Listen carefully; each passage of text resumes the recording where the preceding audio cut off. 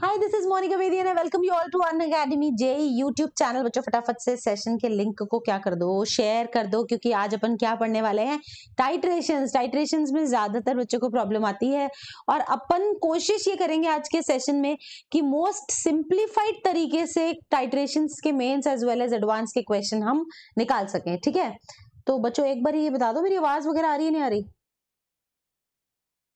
दिख रही हूँ मैं? I think yes I am live. मैं इतनी देर से बोले जा रही हूँ एंड आई एम मतलब I think I was not live. Hi बच्चों, हाय एवरीवन। तो सेशन के लिंक को जल्दी से शेयर कर दो, है ना। और टाइट्रेशंस पढ़ने वाले, रिडॉक्स टाइट्रेशंस। तुम्हें याद है आयनिक इक्विलिब्रियम की टाइट्रेशंस में भी अपन ने एकदम मचाया था, है ना। तो आज भी मेरा गला थोड़ा सा खराब है, तो I am going to speak a bit slowly क्योंकि वोकल कॉर्ड में बहुत स्टिफनेस आई हुई है। So I am going to speak a bit slowly, but हाँ, सेशन जो है हमारा बहुत अमेजिंग होने वाला है। और सेशन के लिंक को जल्दी से अपने फ्रेंड्स के साथ शेयर कर दो, है ना, क्विकली लाइक भी कर दो, शेयर भी कर दो। और I can see many students over here. Titrations, हम टाइट्रेशंस को, अगर मैं तुम्हें बोलूं कि मैं तुम्हें ऑलरेडी टाइट्रेशंस पढ़ा चुकी हूं, किसमें, लॉ ऑफ इक्विवेलेंस में, तो गलत नहीं होगा। लेकिन आज हम उन्हीं टाइट्रेशंस को बिल्कुल प्रैक्टिकल साइड ले जाएंगे, जैसे लैब में प्रैक्टिकल करते हैं उस साइड। और आज एडवांस के और मेंस के दोनों के पीवाईक्यूज करेंगे। सबसे पहले मैं आपको अपना रिजल्ट बता दूं। अनअकैडमी के 2 नेशनल टॉपर्स जो 100 परसेंटाइल जो है वो अनअकैडमी के पास है।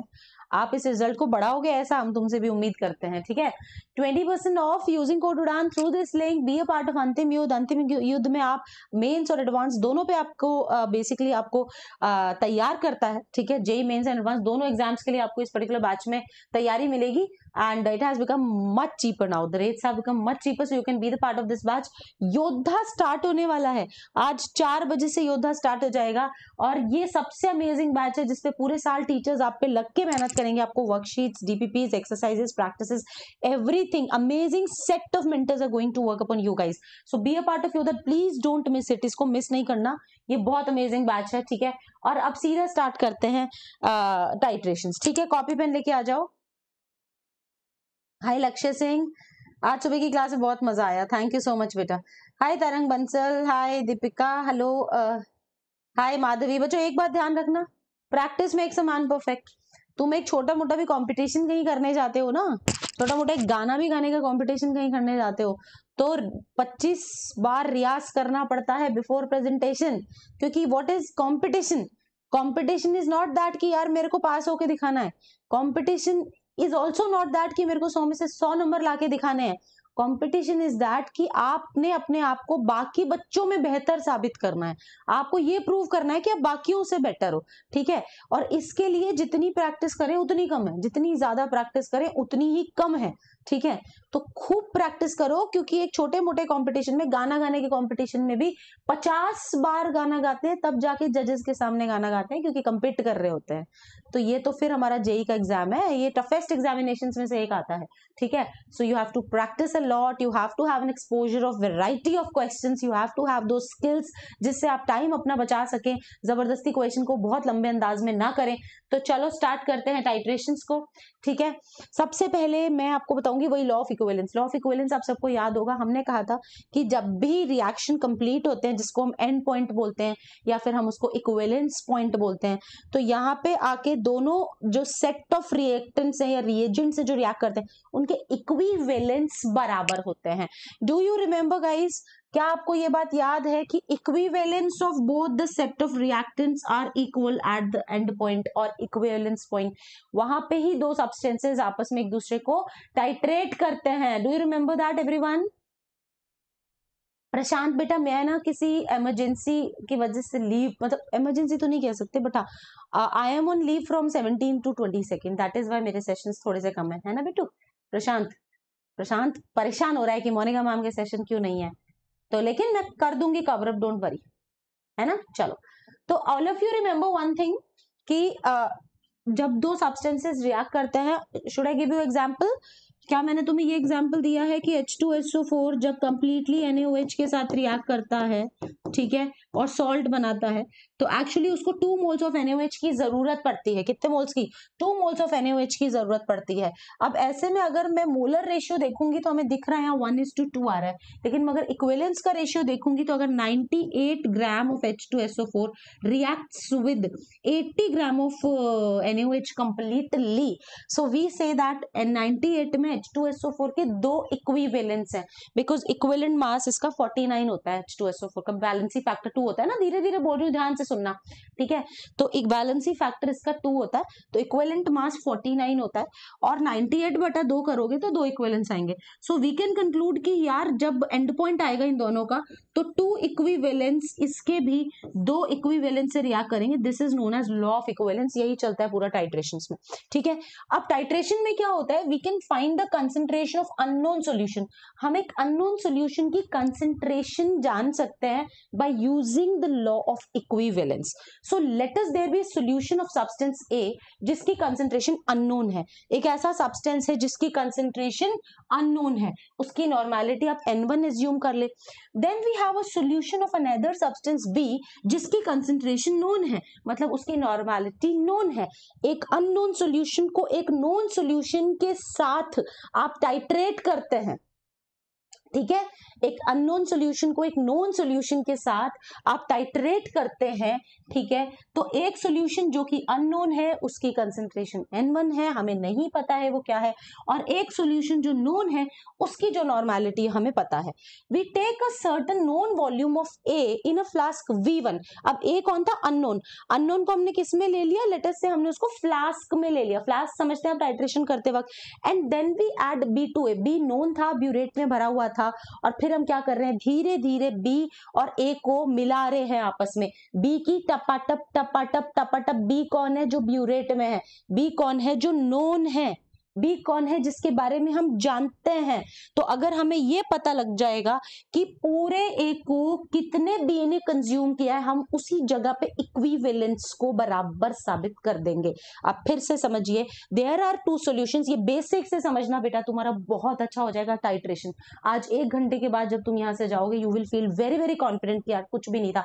एंड एडवांस के क्वेश्चंस हम यूं लगाएंगे, ठीक है। सुनना ध्यान से, दिमाग में एक पिक्चर बनाओ कि there are 2 solutions reacting with each other, but the thing is कि when they completely react with each other, at that point we have to apply law of equivalence. We have to prove that equivalence of both the substances are equal at the time of and point, equivalence point जिसको हम कहते हैं। अब हमने एक unknown solution ले लिया A जिसकी कंसंट्रेशन हमें नहीं पता है, उसी के बारे में जानकारी लेने के लिए तो टाइट्रेशन करवा रहे हैं, उसको फ्लास्क में भर दिया है, ठीक है। ऊपर से टपाटप हम ब्यूरेट से टपका रहे हैं, बूंद बाय बूंद। क्या? Known solution. इसकी नॉर्मेलिटी हमको मालूम है, हम बूंद बाय बूंद टपका रहे हैं। देयर इज सम इंडिकेटर जो इंडिकेट करेगा कि रिएक्शन कंप्लीट हो गई, which is there in the flask. Indicator जहां पे इंडिकेशन दे देगा उधर अपन ने क्या करना? स्विच ऑफ, मतलब नॉब बंद, कि पता लग गया कितना वॉल्यूम ब्यूरेट में से कंज्यूम हुआ। अब ब्यूरेट में से जो वॉल्यूम है वो पता लग गया कितना कंज्यूम हुआ, ब्यूरेट में कौन से सोल्यूशन कितनी नॉर्मेलिटी का था वो पता था, तो ब्यूरेट का जितना भी मसाला खपा है उसके इक्विवेलेंस निकालने आसान है, क्योंकि एवरीथिंग यू नो। इधर जो फ्लास्क में अननोन चीज है उसके इक्विवेलेंस इक्वेट कर दो इन दोनों के, ठीक है। इसमें फिर तुम्हें जो भी चीज पता है और जो चीज नहीं पता है, वन थिंग इज अननोन, वो तुम इक्वेट करके लॉ ऑफ इक्विवेलेंस निकाल सकते हो। So this is known as titration. देखो जरा, ये हमने ऑलरेडी आयनिक में भी कवर किया था। ये ब्यूरेट है, ये फ्लास्क है। फ्लास्क में कुछ तो पता नहीं क्या पड़ा हुआ है, मतलब ये तो पता है क्या पड़ा है, बट उसका स्ट्रेंथ नहीं पता है, कंसंट्रेशन नहीं पता है। पर ब्यूरेट की पूरी जानकारी है, पर हमें पता है जहां पे कलर चेंज आ गया, जिस जगह पे कलर चेंज आ गया वहां पे लॉ ऑफ इक्विवेलेंस लगाना है। यानी उस समय पे ब्यूरेट में पड़े हुए मसाले के इक्विवेलेंस कॉनिकल फ्लास्क में पड़े हुए मसाला मतलब सॉल्यूशन के इक्विवेलेंस के बराबर होगा। अब यहाँ एक अननोन वेरिएबल होता है जो तुमको फाइंड आउट करना होता है। चलो इसी चीज को एक एग्जांपल के थ्रू समझते हैं। आज का पहला सवाल, question number 1, A KMnO4 solution completely reacts with 0.05 mf FeSO4 under acidic condition. Volume of FeSO4 जो यूज हुआ है वो 50 ml हुआ है। What volume of KMnO4 was used in? नहीं, what नहीं, the volume होना चाहिए था। The volume of KMnO4 was used is 125. Obtain molarity and normality of KMnO4. अब सुनिएगा, दो चीजें ये आपके पास में, ये टाइट्रेशन हम करवा रहे हैं, ये सपोर्ट स्टैंड है, ये ब्यूरेट है, ये कनिकल फ्लास्क है। एक चीज कनिकल फ्लास्क में पड़ी है, एक चीज ब्यूरेट में पड़ी है, ठीक है। ब्यूरेट में जो पड़ा है उसका वॉल्यूम भी हमें पता लग जाना है और उसकी स्ट्रेंथ भी हमको मालूम है। ध्यान से सुनो, अ KMnO4 सॉल्यूशन कंप्लीटली पूरी तरह से रिएक्ट करता है FeSO4। तो मसला KMnO4 और FeSO4 का है। मसला किसका है? KMnO4 और FeSO4 का। तो सबसे पहले तो मैं लॉ ऑफ इक्विवेलेंस लगा देती हूं कि equivalence of KMnO4 is equals to equivalence of FeSO4 at end point पे दोनों के इक्विवेलेंस क्या हो जाएंगे? बराबर हो जाएंगे, ठीक है। अब मैंने क्या करना है, KMnO4 के इक्विवेलेंस मैंने निकालने कैसे? How will I calculate KMnO4 के इक्विवेलेंस? KMnO4 का 1.25 ml वॉल्यूम यूज हुआ। इक्विवेलेंस कैसे निकालते हो तुम? या तो नॉर्मेलिटी इंटू वॉल्यूम निकालते हो या molarity into valency factor into volume निकालते हो। तो मेरे को KMnO4 के बारे में ये पता है कि उसका वॉल्यूम यूज हुआ है 1.25। आंसर देखो अगर किसी का आ रहा है तो 1.25 KMnO4 के वॉल्यूम है। और उसके अलावा KMnO4 के बारे में और क्या दिया हुआ है? Obtain molarity and normality. तो अगर आप चाहें तो सीधा यहाँ नॉर्मेलिटी से इक्वेट कर दे, इज इक्वल्स टू FeSO4 के बारे में क्या है? हमें दे रखा है कि मोलारिटी इतनी है, 0.05 m FeSO4 है। FeSO4 का वैलेंसी फैक्टर होता है 1, ठीक है। और FeSO4 का कितना वॉल्यूम लगा है? 50 ml लगा है इंटू 50। तो वैसे तो ये मिली इक्विवेलेंट्स आ रहे हैं, ठीक है। तो बताओ जरा नॉर्मेलिटी कितनी होगी? What will be the normality? जल्दी से, अगर मोलारिटी किया है तो you can do it that way Bittu. आप इसको ऐसे कर सकते हैं, मोलारिटी किया है तो आप वैलेंसी फैक्टर इसका 5 डाल दें, तो इससे आपकी सीधा मोलारिटी आ जाएगी। मोलारिटी कितनी आएगी? Molarity of KMnO4 would be equal to, ये कितने हो गए? इसको डिवाइड कर दो 1.25 इंटू 5 से। मोलारिटी कितनी आ रही है बेटा? 0.4 आ रही है मेरे ख्याल से, ये नकल हेड्स की सही आ रही है। तो 0.4 m तो मोलारिटी आ रही है। नॉर्मेलिटी इन दोनों का रिजल्ट होता है, तो नॉर्मेलिटी कितनी आएगी KMnO4 की? बोलो समझ में आया कि नहीं? फंडा समझ में आया कि नहीं आया? 0.4 इंटू 5। फंडा सिर्फ इतना कि दो चीजें एक दूसरे के साथ रिएक्ट कर रही हैं, एक नोन है एक अननोन है। यहाँ KMnO4 अननोन है। KMnO4 एक सेल्फ इंडिकेटर होता है वैसे तो, ठीक है, अननोन है। अननोन चीज को हम कैसे निकाल रहे हैं? हमें नहीं पता KMnO4 की क्या मोलारिटी ली गई है, पर हमें एक चीज पता है कि KMnO4 का जो वॉल्यूम लिया है वो अपन ने 1.25 ml लिया है। हमें ये पता है कि KMnO4 जो है उसका वैलेंसी फैक्टर एसिडिक मीडियम में 5 होता है। FeSO4 के बारे में हमें सब कुछ पता है, मोलारिटी भी पता है, वॉल्यूम भी पता है और वैलेंसी फैक्टर भी पता है। हमें पता है जब एंड पॉइंट आएगा तो इनके इक्विवेलेंट्स इक्वेट हो जाएंगे। हमने मोलारिटी निकाल ली और फिर नॉर्मेलिटी निकाल ली। इज इट डन बच्चों? क्लियर है? क्लियर है? सबको क्लियर है? मतलब एक फंडा ध्यान रखना कि when there is an end point और there is an equivalence point, equivalence दोनों के बराबर होते हैं। अब इधर अपन मिली इक्विवेलेंस से किया है तो मैं M लगा देती हूँ, मिली इक्विवेलेंस, ठीक है। चलो अब मैं जेई एडवांस 2020 का एक PYQ मतलब एडवांस का PYQ लेके आई हूँ। इस क्वेश्चन को मैं आपको टाइम देती हूँ, आप एक बार खुद रीड करो। मैं आपको 30 सेकेंड्स देती हूँ, आप इस क्वेश्चन को रीड करो और देखो जरा कि क्या आपसे हो रहा है क्या। मैं चाहूंगी एक बार आप अपना फुल दो इसके अंदर। एडवांस का क्वेश्चन है, तब तक मैं पानी पी लेती हूँ। आज का सवाल नंबर 2, बात याद रखना, इक्विवेलेंट्स बराबर होते हैं। 5 ml of 0.10 m oxalic acid solution taken in a conical flask। हमने यहाँ क्या लिया है? ऑक्सैलिक एसिड लिया है। कनिकल फ्लास्क में लिया है अपन ने ऑक्सैलिक एसिड, ठीक है। 5 ml of 0.1 m oxalic acid is titrated against NaOH। Burette में अपन ने क्या लिया है? NaOH लिया है, ठीक है, NaOH लिया है।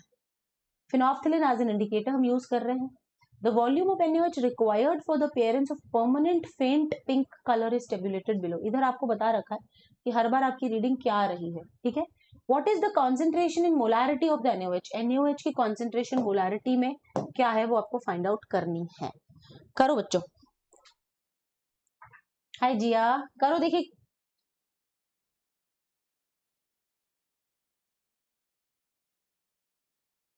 मसला है NaOH का और ऑक्सैलिक एसिड का। तो एक बात तो पक्की है कि equivalence of oxalic acid is equal to, अभी ml में दे रखा है तो उसको मिली इक्विवेलेंस लेना ज्यादा बेटर है। Equivalence of milli milli equivalence of oxalic acid is equals to milli equivalence of NaOH। अब ये चीज तुम्हारे दिमाग में होनी चाहिए, लॉ ऑफ इक्विवेलेंस तुम्हें लगाना है, ठीक है। इसके अंदर अब तुमको करना है मिली इक्विवेलेंस ऑक्सैलिक एसिड के बराबर है मिली इक्विवेलेंस ऑफ NaOH के। तो अब तुम इसके अंदर डेटा भरो और ये 5 रीडिंग्स में से ऐसी अब्रप्ट रीडिंग्स मत उठाना, जो रीडिंग रिपीट कर रही हो वो वाली रीडिंग तुमको लेनी है। और ये NaOH के रिस्पेक्ट में कि NaOH का 9 ml 9 ml 9 ml, तो मुझे क्या क्या डिटेल मिली है वो मैं करके देखती हूँ। 5 ml लिया गया है किसका, 0.1 m ऑक्सैलिक एसिड का, ठीक है। तो ऑक्सैलिक एसिड के बारे में तो मेरे को ये पता लगा कि 5 ml लिया है 5 ml इनटू मोलैरिटी, भाई volume into molarity into valency factor करना होता है, तो 0.10 m ऑक्सैलिक एसिड, ठीक है। और valency factor of oxalic acid कितना होता है, taken in a conical flask, taken in a conical flask. And अपन ने इधर क्या वॉल्यूम ऑफ NaOH बता रखा है, तो वो 9 ml हो जाएगा, बिकॉज बाकी रीडिंग्स बहुत एब्रप्ट हैं, ठीक है। और NaOH की क्या स्ट्रेंथ ली हुई है, the volume of what is the molarity, NaOH की मोलैरिटी हमको निकालनी है और इसका वैलेंसी फैक्टर 1 होता है। NaOH की मोलैरिटी हमको निकालनी है और वैलेंसी फैक्टर इसका कितना होता है 1, ऑक्सैलिक एसिड का होता है 2। करो सॉल्व बेटा, मोलैरिटी निकालो कितना आ रहा है, एग्जैक्ट बिल्कुल सही, हाइप्ड 1, शाबाश बेटा। Tarang Bansal, Harshali Agarwal, it is 0.11। So molarity of oxalic acid कितनी निकल के आ रही है, मोलैरिटी ऑफ सॉरी NaOH कितनी निकल के आ रही है, it is 0.11 m by solving this particular thing, क्योंकि ये आ जाएगा तुम्हारा 9/10, ठीक है। 9/10 नहीं, 10/9, 10/9 आ जाएगा, तो 10/9 विल गिव यू 0.1 m। क्या ये एडवांस का क्वेश्चन तुमको सिंपल लगा? जैसे ही हम इस फंडे को समझे कि हाँ यार, जब टाइट्रेट कंप्लीटली हो जाता है तो इक्विवेलेंस इक्वेट हो जाते हैं, यानी कि दोनों सब्सटेंसेस के बराबर इक्विवेलेंस रिएक्ट कर रहे हैं, तो क्या ये बात अपनी खोपड़ी में घुसी कि हाँ मैम कुछ भी नहीं है, तो सिर्फ सवालों की लैंग्वेज डिफिकल्ट है। लेकिन अगर हमको ये बात समझ में आ रही है कि भैया दोनों के मिली इक्विवेलेंस इक्वेट कर रहे होते हैं, मिली इक्विवेलेंस का हमको बहुत अच्छा माइंड में एक पिक्चर है कि होते क्या इक्विवेलेंस या मिली इक्विवेलेंस क्या होते हैं, volume into molarity into valency factor, volume into molarity into valency factor, spam करो चैट बॉक्स में, volume into molarity into valency factor.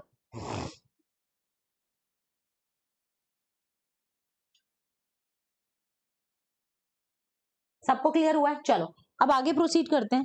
ये एडवांस को क्वेश्चन है 2018 का, देखते हैं कि इतने एडवांस के टिपिकल क्वेश्चंस को मेरे बच्चे कितने आसान बना पाते हैं। एडवांस के टिपिकल क्वेश्चंस को मेरे बच्चे कितने आसान बना पाते हैं, दैट इज अ पॉइंट। हाय कुशाग्रिका, मैं बिल्कुल ठीक हूँ बेटा। हाँ हाँ जिया जरूर पढ़ाऊंगी, चिंता नहीं करो। मैम 2 कहाँ से, कंचनपुर बेटा, वैलेंसी फैक्टर ऑक्सैलिक एसिड का 2 होता है ना, ये होता है ना बेटा ऑक्सैलिक एसिड, डाइबेसिक एसिड होता है ना, उसके पास 2 रिप्लेसेबल हाइड्रोजन होती हैं, तो वैलेंसी फैक्टर 2 आ जाएगा, है ना। नेक्स्ट करो, to measure the quantity of MnCl2 dissolved in an aqueous solution, it was completely converted to KMnO4 using this reaction। Reaction को मैंने हाईलाइट कर देती हूँ।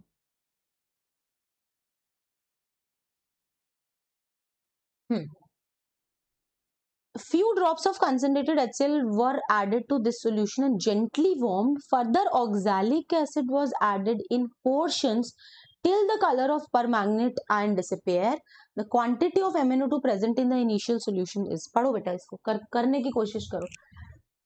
कितना आ रहा है, हाइब्डोन का 126 आ रहा है, क्या बात है, शाबाश बेटा, 126 इज करेक्ट आंसर। MnCl2 पानी में था, जानने के लिए कि पानी में कितना MnCl2 था, हमने उसकी ये पर्टिकुलर रिएक्शन करवा दी। रिएक्शन करवाई तो हमें पता है कि KMnO4 बन गया, ये बन गया तुम्हारा KMnO4, ठीक है। इसको कंप्लीटली KMnO4 में कंज्यूम कर लिया, मतलब बेसिकली जितना भी MnCl2 के इक्विवेलेंस है वो ही KMnO4 के इक्विवेलेंस है, बिकॉज MnCl2 के इक्विवेलेंस कंप्लीटली KMnO4 में बदल चुके हैं, तो इक्विवेलेंस तो सेम हो जाएंगे। फिर वो कह रहा है कि इसमें कुछ HCl की बूंदे भी डाली है हमने, क्योंकि हम KMnO4 को एसिडिक मीडियम में रखना चाहते हैं, उससे उसका वैलेंसी फैक्टर डिसाइड होता है। What is the valency factor of KMnO4 in acidic medium, just write down in the chat box, जल्दी बताओ। अरे वेरी गुड जिया, क्या वैलेंसी फैक्टर होता है बेटा एसिडिक मीडियम में, what is the valency factor of KMnO4? It is 5। Yes, electrodynamics. आज मुझे लग रहा है तनिष्का वेरी गुड, इतना अच्छे से पढ़ रहे हो कि बिल्कुल चैट बॉक्स नहीं चल रहा, मतलब ध्यान देके पढ़ रहे हैं। बहुत बढ़िया बच्चे। तो MnCl2 के इक्विवेलेंस जो है वो KMnO4 के इक्विवेलेंस के बराबर हो जाएंगे, क्योंकि रिएक्शन में MnCl2 को कंप्लीटली कन्वर्ट कर दिया गया KMnO4 में। फिर कह रहा है कि एसिडिक मीडियम डाला गया to this solution gently and warm. Further oxalic acid को ऐड किया है पोर्शंस में, थोड़ा थोड़ा। अब ऑक्सैलिक एसिड डाला। तुम्हें पता है ऑक्सैलिक एसिड क्या करेगा? Basically KMnO4 is a strong oxidizing agent in acidic medium and it will oxidize oxalic acid to carbon dioxide और समथिंग लाइक दैट।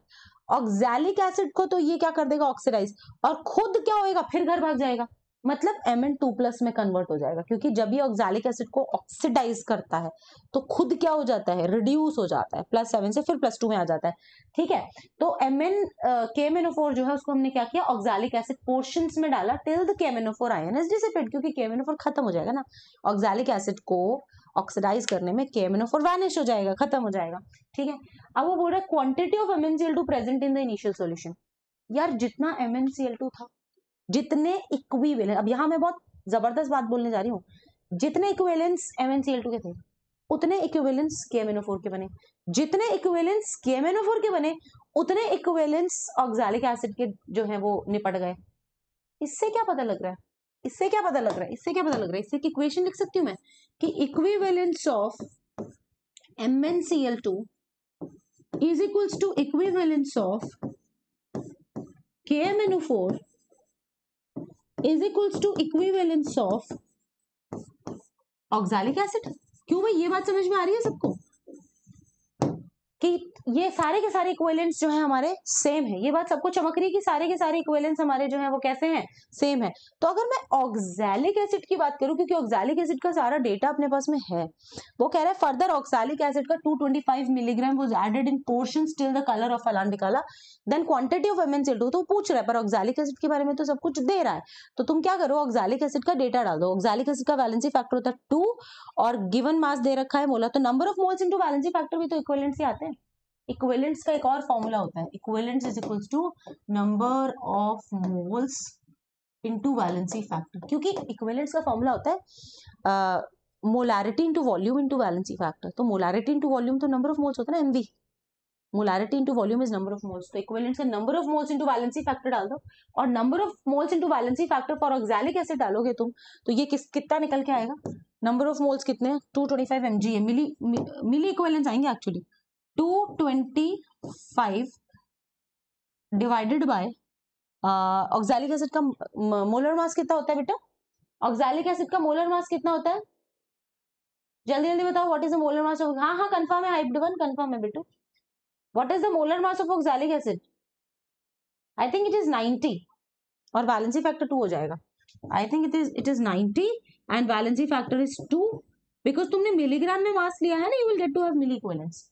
ये जो आएंगे ये मिली इक्विवेलेंस आएंगे, कितने आ रहे हैं? 225 बटा 90 इंटू 2, 5 आ रहे हैं क्या? 5 मिली इक्विवेलेंस आ रहे हैं।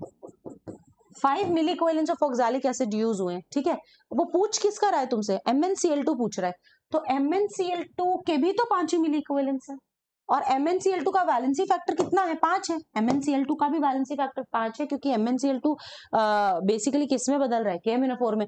तो यहाँ पे +2 में था और यहाँ पे +7 में था, तो +2 और +7 वैलेंसी फैक्टर क्या होता है? एक्सचेंज इन ऑक्सीडेशन स्टेट पर मोल ऑफ अ सब्सटेंस या पर मॉलिक्यूल ऑफ अ सब्सटेंस।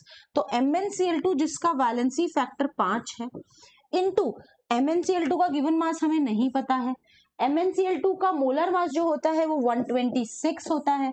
ठीक है, इनटू तुम कर दो, क्योंकि मिली इक्विवेलेंट्स निकाल रहे हैं 10 की पावर -3, क्योंकि गिवन मास यहाँ ग्राम में आ जाएगा 10 की पावर -3, तो ये हो गए तुम्हारे मोल्स। ठीक है, ये होगा वैलेंसी फैक्टर। इसको इससे इक्वेट कर दो 5 से। मैं बेसिकली इसको 5 से इक्वेट करना है तुमको, इसको 5 से इक्वेट करोगे तो तुम्हारा गिवन मास कितना निकल करके आएगा? गिवन मास ग्राम्स में आ जाएगा तुम्हारा 126 ग्राम। अब बताओ, क्या तुम्हें ये एडवांस का क्वेश्चन डिफिकल्ट लगा? क्या हमें अगर इतनी सी बात समझ में आ गई कि टाइट्रेशन पे बेसिकली सबके इक्विवेलेंट्स या मिली इक्विवेलेंट्स बराबर हो जाते हैं, और फिर अगर हमको ये फॉर्मूले पे बहुत अच्छी कमांड है कि equivalents moles into valency factor होता है, या फिर इक्विवेलेंट्स जो है वो molarity into volume into valency factor होता है, या equivalents normality into valency factor होता है, है ना, नहीं normality into valency factor, normality into volume होता है। तो क्या हम इन क्वेश्चंस को एकदम बढ़िया तरीके से कर सकते हैं? ठीक है, चलो अब नेक्स्ट करते हैं बैक टाइट्रेशन। इससे पहले कि मैं बैक टाइट्रेशन स्टार्ट करूं, मैं तुमको एक स्टोरी सुनाऊंगी। ठीक है, सेशन को लाइक करो, एक प्यारी सी स्टोरी। क्या टुडे टुमारो क्या बोल रही हूँ समझ में नहीं आ रहा प्रियांशु। हाँ, ये एडवांस की क्वेश्चन है सपट, और ये क्वेश्चन इजी है हमारे अप्रोच की वजह से। जिस बच्चे को अच्छे टाइट्रेशन जिसने नहीं पढ़ा है ना, उसको ये क्वेश्चंस बर्बाद लगेंगे, मैं बता रही हूँ तुमको। उसको समझ में नहीं आएगा क्या किसको किससे क्या करवा रहा है, because we have a clear approach in our brain कि यार इक्विवेलेंस बराबर करने होते हैं। We are finding these questions very very easy. ठीक है, सो बैक टाइट्रेशन सुनो। पिज्जा खाते हो तुम लोग? Do you like pizza? Do you like pizza? So it is a pizza box for you. It is a pizza box for you. There is a pizza inside this box. There is a pizza inside this box. मैं तो pizza order करती हूँ ना, तो ज्यादा टुकड़े नहीं करवाती भैया, 4 ही टुकड़े करके देना, 12 मत कर देना, 6 मत कर देना, 8 मत कर देना, 4 से ज्यादा टुकड़े खाने से मोटे हो जाते हैं ना। ठीक है, 4 स्लाइसेस। तो I am offering you 12 slices. मैं तुमको 12 स्लाइसेस ऑफर कर रही हूँ, तुम लोग हो जाओ मोटे। तो बेसिकली क्या है, पिज्जा जो है उसके 12 स्लाइसेस एक बॉक्स में अपन ने रख दिए हैं।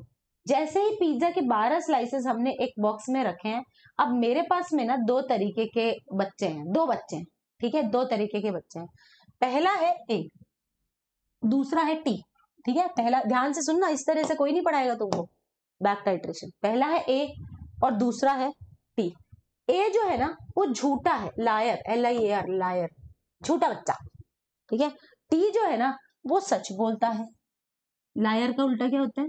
ट्रुथ तो सच को बोलते हैं ना, चलो सच बोलता है, सच्चा, सच्चा, सच्चा बच्चा। तो टी जो है वो सच बोलता है और आपका जो ए है वो झूठ बोलता है। तो मैंने क्या किया, मैं इन दोनों बच्चों के लिए स्लाइसेस लाई। ठीक है, मैं इसको कितना भी स्लाइसेस दूं ये झूठ बोल देता है। 5 खाता है तो 2 बताता है, 7 खाता है तो 5 बताता है। ठीक है, तो मैंने क्या किया, मैंने पहले इसको एज इट इज जो ऑर्डर किया था पिज्जा बॉक्स, वो इसको बोल दिया कि ए तू खा ले। इसने अपनी पूरी तोंद फुल कर ली, पेट फुल कर लिया, धाप गया ये, बढ़िया, मतलब हाँ मेरा हो गया। अब बचे हुए पिज्जा स्लाइसेस जो है इसने मुझे लौटा दिए बॉक्स एज इट इज कि मेरा हो गया। जब मैंने इसे पूछा कि तूने कितना खाया, तो ये नहीं बता रहा था। ठीक है, या फिर अंटशंट फिगर बोल रहा था, तो मुझे तो खाना ही नहीं था। मैंने बचा हुआ पिज्जा बॉक्स सच्चे बच्चे को दे दिया। ठीक है, जो बच्चा सच बोलता था उसको दे दिया। ठीक है, टी को मैंने बोला कि तू अब जितने भी पिज्जा पड़े निपटा ले। उसने निपटा लिए, लेकिन मुझे पता था कि टी झूठ नहीं बोलता है, T is not a lawyer. तो मैंने उससे पूछ लिया कि भाई तूने कितने खाए। टी ने मुझे बोला कि मैंने 5 पिज्जा स्लाइसेस खाए। क्या है, पिज्जा बॉक्स है। टी ने मुझे बोला कि मैंने 5 खाए। तो मुझे पता लग गया कि ए ने कितने खाए। ठीक है, क्योंकि टी ने मुझे बता दिया कि मैंने 5 खाए, मेरे को पता लग गया कि ए ने कितने खाए। ए ने कितने खाए, कितने खाए? चुप क्यों हो, बताओ ना। 7 खाए, क्योंकि तुमसे झूठ बोलता था, तो मैंने इससे पूछा नहीं कि तू कितने खाए। 7 पीसेस इसने खाए, लेकिन मुझे ये बात इसने डायरेक्टली नहीं बताई, मेरे को पता लगा इससे। तो क्या मैं इसकी इक्वेशन बना सकती हूँ कि टोटल स्लाइसेस में से जब मैं टी वाले slices eaten by T, slices eaten by T minus कर दूं, तो मेरे को मिल जाएंगे slices eaten by A. Total slices जितने मैंने ऑर्डर किए थे उसमें से सच्चे बच्चे ने कितने स्लाइसेस खाए वो माइनस कर दिए, मुझे पता लग गया इस झूठे बच्चे ने कितने स्लाइसेस खाए। ठीक है, इसी इक्वेशन को क्या मैं ये बोल सकती हूँ कि ये जो सोल्यूशन है जो मैंने एक्सेस में लिया है, इसके इक्विवेलेंस कौन है ये, इसको अपन किस अल्फाबेट से रिप्रेजेंट करें, ये ए है ना, इसको बी बोल देते हैं। तो क्या मैं ये लिख सकती हूँ कि इक्विवेलेंस ऑफ बी, जो कि मैंने एक्सेस में लिए बट मुझे उसकी नॉलेज है कि मैंने कितने लिए हैं, उसमें से मैं अगर इक्विवेलेंस जो किसने कंज्यूम किए, टी ने इसको माइनस कर दूं, तो मुझे अननोन सॉल्यूशन की स्ट्रेंथ पता लग जाएगी। इक्विवेलेंस ऑफ ए निकालने के लिए क्या मैं ये फॉर्मूला यूज कर सकती हूँ, क्योंकि इसकी स्ट्रेंथ मुझे पता नहीं चल रही थी, अननोन था, तो मैंने क्या किया, इसके अंदर से ये माइनस कर दिया, तो मुझे पता लग गया कि ए की स्ट्रेंथ क्या थी। समझ आया? चलो अब यही कॉन्सेप्ट को यूज करेंगे बैक टाइट्रेशन में. Back titration is used to calculate the percentage purity of a sample. Let us assume that we are given an impure solid substance A. हमें एक इम्प्योर सॉलिड सब्सटेंस ए मिला है, झूठा बच्चा weighing W gram. We will assume that impurities are inert. All right, we are provided with two solutions B and titrant T. हमें एक मिला है titrant, एक मिला है B. ठीक है, अब हमने क्या किया, concentration of B is known, यानी मेरे पास कितने पिज्जा स्लाइसेस थे वो मुझे पता थे, तो मेरे पास बी के कितने इक्विवेलेंट्स थे वो मुझे पता थे. तो मैंने क्या किया, बी के इक्विवेलेंट्स में से टाइट्रेंट के इक्विवेलेंट्स को माइनस किया और अननोन सॉल्यूशन की स्ट्रेंथ निकाल ली. ठीक है, देखना इसमें एक कंडीशन है, वो भी मैं समझा देती हूँ. ए और B can react with each other. A and B can react with each other. A और बी आपस में रिएक्ट करेंगे तभी तो खाएगा ये पिज्जा. तो ये आपस में रिएक्ट कर सकते हैं, ये रिएक्ट कर सकते हैं, लेकिन इनका प्रोडक्ट इससे रिएक्ट नहीं कर सकता है. क्यों? क्योंकि आप इसके प्रोडक्ट का रिएक्शन इससे करवा देंगे फिर तो टाइट्रेशन खराब हो जाएगी, इंटरफेरेंस हो जाएगा ना. तो खैर इस पे भी मैं बहुत ज्यादा ध्यान तुम्हारा नहीं फोकस करवा रही, क्योंकि ये बहुत इजी है, तुम खुद भी पढ़ोगे तो तुम्हारे समझ में आ जाएगा. बट द मेन फंडा इज कि तुमने जो चीज एक्सेस में ली थी ना, वो कौन सी थी, वो तुम्हारा ये था नॉन सॉल्यूशन. पिज्जा कितने लाए तुम, और ये तुम्हारा टाइट्रेंट है, तभी तो मैंने इसका नाम टी लिखा है. टाइट्रेंट और इसकी टाइट्रेशन से हमें वो पता लग जाएगा, इसके इक्विवेलेंट्स माइनस इसके इक्विवेलेंट्स इज इक्वल्स टू उसके इक्विवेलेंट्स. जितने नोन हमारे पास एक एक्सेस सॉल्यूशन है जिसकी स्ट्रेंथ हमें पता है, उसमें से टाइट्रेंट का कितना इक्विवेलेंट्स कंज्यूम हुए उससे पता लग जाएगा कि ए ने कितने किए थे. चलो इसको और अच्छा से समझते हैं अपन. देखो, we take certain volume V B of B. B कौन था, व्हाट वाज बी? बी कौन था बेटा, what was B? B was a pizza box. B क्या था, बी पिज्जा बॉक्स था. ठीक है, इसका मतलब ये वो सॉल्यूशन था जिसकी वॉल्यूम हमको पता था और इसका हमने खूब सारा ले लिया था excess. The equivalence of B taken should be greater than equivalence of A in the sample. यार ए से तो ज्यादा होनी चाहिए. झूठा बच्चा जो खा रहा है, तुमने उसके पेट भरने जितने पिज्जा स्लाइसेस भी नहीं दिए, तो तुम क्या भाटा ऑफर करोगे सच्चे बच्चे को? मुझे पता होगा ना कि झूठा बच्चा लगभग 5-7 पीसेस उड़ा देगा, तो मैं उसमें 12-13 ले आऊंगी. समझे तुम? पता चले कि मैं लेके ही 5-7 आई हूँ, उतने सारे उसने खा लिए, वो लफड़ा हो जाएगा. तो इक्विवेलेंट ज्यादा होने चाहिए. After the reaction is completed solution is being titrated with T. जो तुम्हारा पिज्जा का रिएक्शन जब ए झूठे बच्चे से कंप्लीट हो जाएगा, तो जो बचा हुआ सॉल्यूशन उसको टाइट्रेंट से हमको टाइट्रेट करवाना पड़ता है. मतलब झूठे ने पिज्जा खा लिया, बचे हुए पिज्जा हमको किसको देने होते हैं, सच्चे बच्चे को. तो after the reaction is completed, किसका रिएक्शन, पिज्जा बॉक्स का ए के साथ, यानी कि किसका रिएक्शन, एक नॉन एक्सेस रिएजेंट का रिएक्शन ए के साथ, अननोन सॉल्यूशन वाले के साथ. जब वो कंप्लीट हो जाएगा हम उसको फिर टाइट्रेंट के साथ टाइट्रेट करेंगे. Late us assume that the volume of T, T कौन था, टी सच्चा बच्चा था. तो जब आप लास्ट में टाइट्रेशन करवा रहे हो तो अज्यूम करो कि volume of T was VT. तो gram equivalence of B used in the reaction with A क्या होगा, gram equivalence of B used in the reaction क्या होगा, ये होगा बेसिकली बी के कितने इक्विवेलेंस हैं माइनस टी के कितने इक्विवेलेंस है, उससे पता लग जाएगा ए के कितने इक्विवेलेंस है. B was pizza box. मुझे पता है मैंने 12 पिज्जा स्लाइसेस ऑर्डर किए थे, उसमें से सच्चे बच्चे ने 5 खा लिए, तो मुझे पता लग गया कि झूठे बच्चे ने कितने खाए.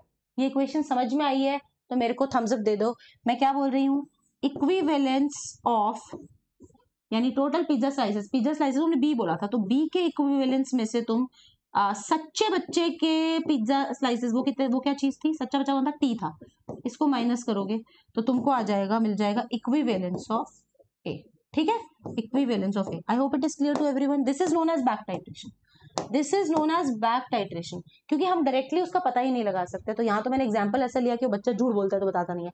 एक्चुअल में क्या होता है, कुछ ऐसी चीजें होती है जिनकी स्ट्रेंथ डायरेक्टली पता नहीं चलती, तो हम क्या करते हैं, डबल ये बैक टाइट्रेशन करते हैं. ठीक है, यहाँ इसको देखो, ये ए भरा हुआ है, ये ए भरा हुआ है. ठीक है, ए क्या चीज थी, सच्चा बच्चा. ठीक है, फिर ये क्या हुआ, ये जितना अपन ने क्या किया बेसिकली, और बी कौन था, B was pizza box, right. B क्या चीज थी, बी वॉज पिज्जा बॉक्स. तो पिज्जा बॉक्स में से झूठे बच्चे ने जितना खाया ये खा लिया, फिर जो बचा वो सच्चे बच्चे ने खाया. हमने सच्चे बच्चे ने कितना खाया, टोटल में से सच्चे ने कितना खाया वो माइनस कर दिया, तो हमारे पास झूठे वाला अमाउंट आ गया. समझ गए, क्लियर हुआ. अब चलते हैं इस क्वेश्चन को, इस क्वेश्चन को करके देखो 25. अब करके इसको देखो जरा, पढ़ो पहले इसको, क्वेश्चन को क्या कह रहा है. हाय बेटा महक, करके देखो.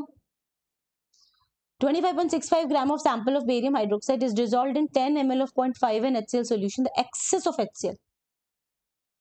कोई सैंपल था बेरियम हाइड्रोक्साइड, इसमें झूठा बच्चा कौन है ये बता दो, झूठा बच्चा इसमें कौन है कि 25.65 gram of a sample of barium hydroxide को 10 ml ऑफ 0.5 एन HCl में डिसॉल्व किया गया है. The excess HCl was titrated with 0.2 m NaOH. The volume of NaOH used was 10 milliliter. Calculate the percentage of BOH. झूठा बच्चा कौन है?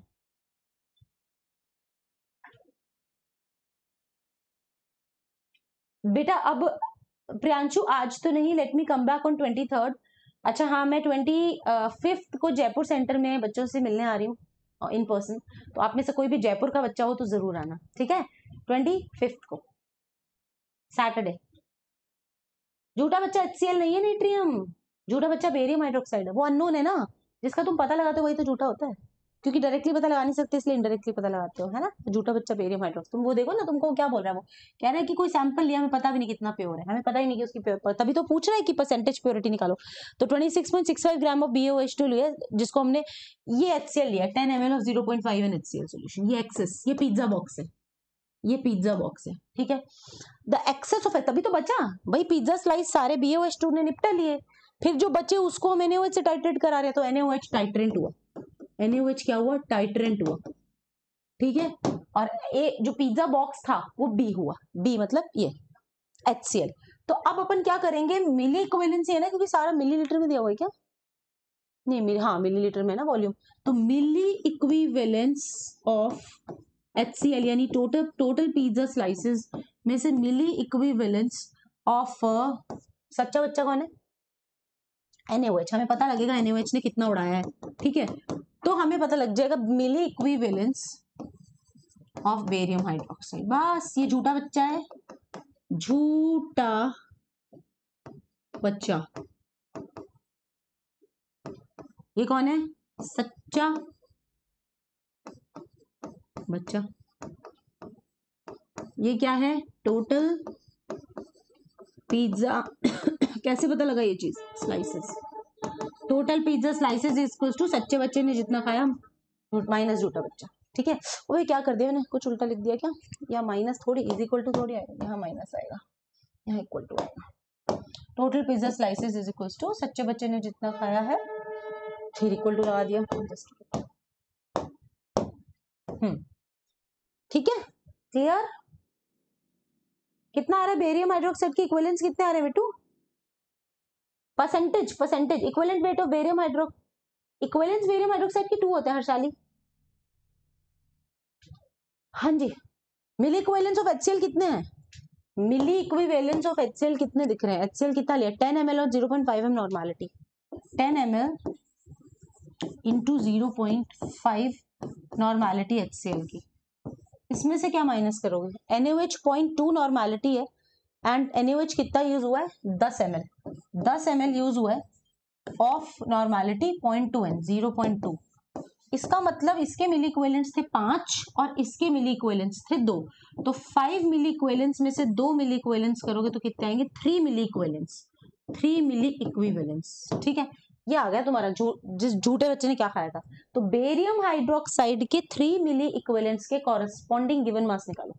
Barium hydroxide का 3 मिली इक्विवेलेंट्स के कॉरेस्पॉन्डिंग गिवन मास निकालो. फाइंड गिवन मास ऑफ, पता लग गया झूठे ने कितना खाया. Barium hydroxide corresponding to 3 milliequivalents. 3 milliequivalents. 3 milliequivalents के कॉरेस्पॉन्डिंग बेरियम हाइड्रोक्साइड का गिवन मास तुमको निकालना है.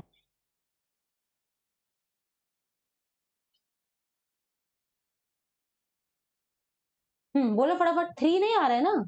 3 तो मिली इक्विवेलेंट्स बेरियम हाइड्रोक्साइड के आ रहे हैं, बट बेरियम मुझे तो परसेंटेज प्योरिटी चाहिए, तो मुझे गिवन मार्क्स बताओ, गिवन मास बताओ तो सही. इधर सॉल्व करते, इधर जगह नहीं है. 3 मिली इक्विवेलेंट्स का मतलब है 3 इंटू 10 की पावर -3 माइनस 3 इंटू 10 की power -3 equivalents. What is the meaning of 3 milliequivalents? 3 milliequivalents का मतलब है 3 इंटू 10 की पावर -3. इसको थोड़ा सा मेसअप हो गया, इसको ठीक कर देते हैं. 3 इंटू 10 की पावर -3 इक्विवेलेंट्स. अब तुम क्या करते हो बेसिकली? तुम इक्विवेलेंट्स को गिवन मास में कैसे कन्वर्ट करते हो मुझे वो बताओ. Divided by 2. वैलेंसी फैक्टर, ठीक है, इनटू करो फटाफट कन्वर्ट, मोलर मास कर दो, है ना, 171 मोलर मास होता है, कितना आ जाएगा, ये आएगा 0.2565 ग्राम्स।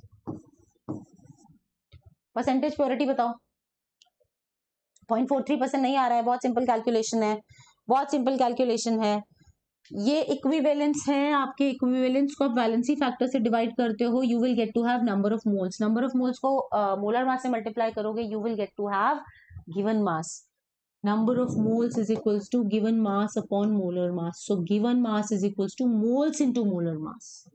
moles कैसे निकाले मैंने, इक्विवेलेंस को वैलेंसी फैक्टर से डिवाइड किया, ठीक है, इक्विवेलेंस को वैलेंसी फैक्टर, हाँ नहीं नहीं 0.4275 नहीं आएगा,